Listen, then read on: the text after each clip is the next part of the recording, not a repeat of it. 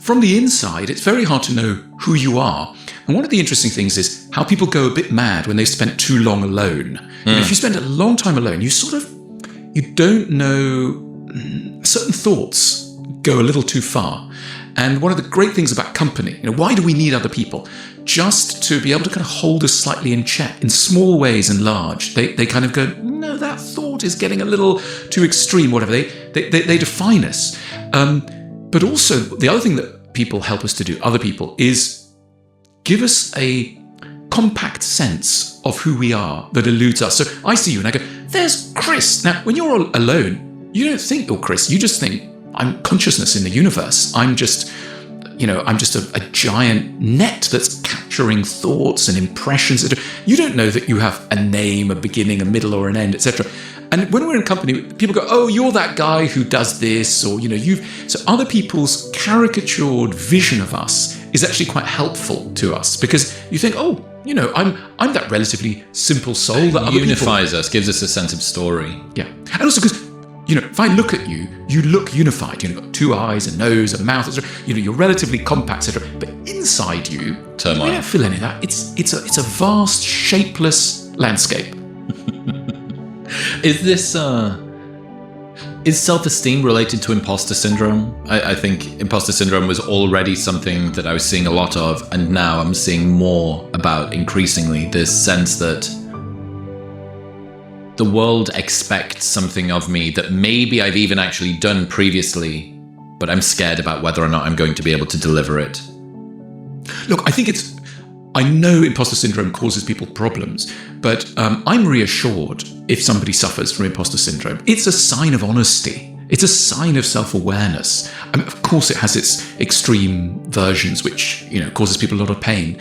But if someone is aware that they might be a charlatan or might be pulling off a confidence trick, that's honesty. That's great. That's a starting point. It's just like somebody who knows they might be evil is a good person. Evil people don't worry they might be evil. So it's you're likely to be authentic and genuine if sometimes you think, am I a fake? That's a good sign. It's a good starting point in the same way as identifying that you're a bad driver is a good starting point for not driving fast. 100%. But it doesn't necessarily make you better on the roads. So where do we go to? Where is becoming a better driver? Okay, my imposter syndrome, thank you, Alain. You've told me that I'm not so up my own arse that I can't see my own flaws. Hooray. What about starting to work through that? What about starting to get a better sense of our own capacities and capabilities? Look, a lot of it is bouncing against the world and testing yourself against reality. It's very hard to know your talents until you've had a go at something.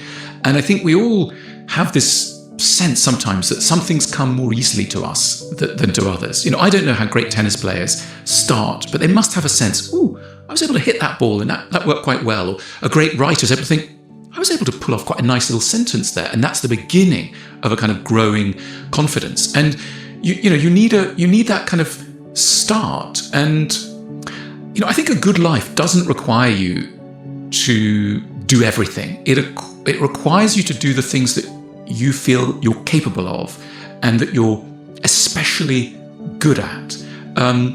It's no humiliation for me that I can't play tennis, for example. If somebody goes, you're terrible at tennis, because I don't sense a talent, but I do sense talent in that tiny area of assembling words. That's the area that, but maths I can't do, architecture I can't really do, etc. So many things I can't do. So it's about finding those little sweet spots. And one of the great puzzles in life is, how do people find their vocation? How do people find their core identity, their talents? And I sometimes think of it as, it's like you're passing a metal detector over the ground, and very occasionally something will let off a little beep of intensity, of interest, of heightened thoughtfulness. And you think, there's a fragment here below the ground of my true self. Now, my true self was shattered, or it came in disassembled form. It's buried, it's scattered over a vast area. And the task of life is to recreate it from hints. And I think that, one of the great challenges, I think one of the big challenges, and it happens to every young person, is what should I do with my life? It's one of these central questions of philosophy in a way, because unless you're a very rare person, you will have to assemble a vision of your future. It's not going to come ready-made, and there won't be a voice from the sky going, you are an accountant or you are a downhill skier. It's going to be something you have to assemble, and you'll assemble it in bits. You'll have to recreate the original statue of you that was shattered a long time ago and that lies across a vast area. So like an archaeologist of the self, you have to build that out, and you have to build it up out of those little beeps of interest. And I think a good thing there is envy. People speak very, very low and embarrassed way about envy. You're not supposed to feel envious. I think very often when you feel a beep of envy, it's because there's a fragment of your true ambition and your true self in the life of another person. And rather than going, I must run away from it, go, no, this is a clue. What is there that you are envious of? And often envy is a very inaccurate emotion. We envy the whole of someone when actually it tends to be a part of them that we want. And so we go, I'm envious of that singer, actor, business person, etc. You want to go, hang on. It won't be the whole thing. Drill into it. What really is core here? And you might realize it's actually not their fame, their money. It's that they work with their hands, or it's that they, live in a log cabin somewhere far away from other people, or whatever it is. So the best thing to do with envy is to see it as a guide for your own ambition, not a sign of your innate jealousy and inadequacy. It's a clue. I always think about envy as the only one of the 7 deadly sins that doesn't feel good. Remind me of the other 7 deadly sins. Gluttony, sloth.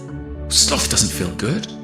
You don't think sloth feels good? Have you not spent a good Sunday afternoon watching some horrible TV show on the think of the self-disgust that sloth often brings, right? You're lying on the sofa and you know that you're scrolling Instagram, and you know that your better self is being eroded. And so there's guilty sloth. Right? Good sloth and guilty sloth. Yeah. Yeah, interesting.